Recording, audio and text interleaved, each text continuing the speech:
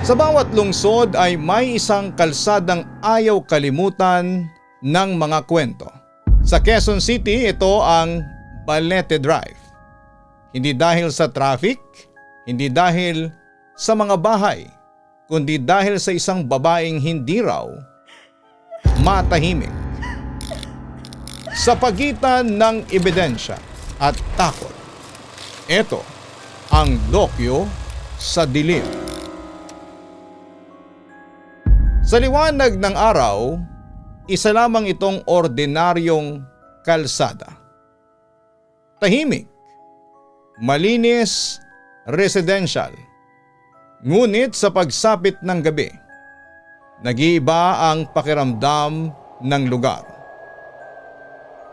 May mga taong naniniwalang ang isang espiritu ay nananatili rito. Hindi dahil gusto niya, kundi dahil may kwentong hindi pa natapos. Ayon sa alamat, isang babae ang nasawi sa marahas na paraan. Iniwan sa gilid ng kalsada. Walang hustisya, walang nakinig. At mula noon, ang kanyang kaluluwa raw ay nagpakita na sa mga dumaraan. Unti-unting kumalat ang kwento.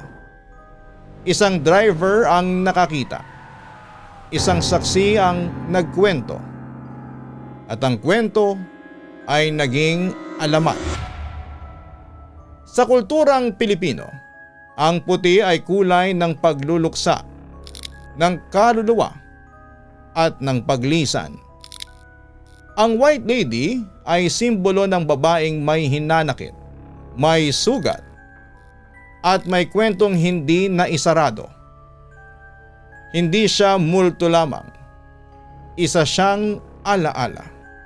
Bago pa ang internet, ang alamat ay ipinasa sa bulong, sa taxi, sa jeep, sa barkada, sa pamilya hanggang sa ito ay naging bahagi na ng kultura. Ang kwento ay hindi na kailangang patunayan.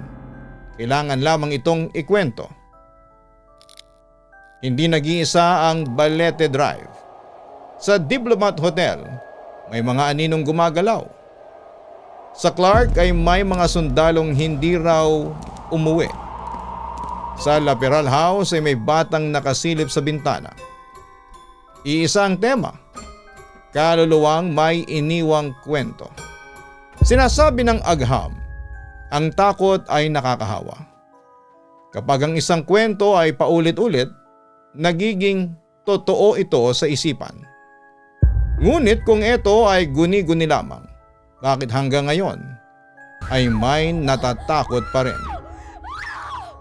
Ngayon ang Balete Drive ay tahanan ng mga bagong gusali.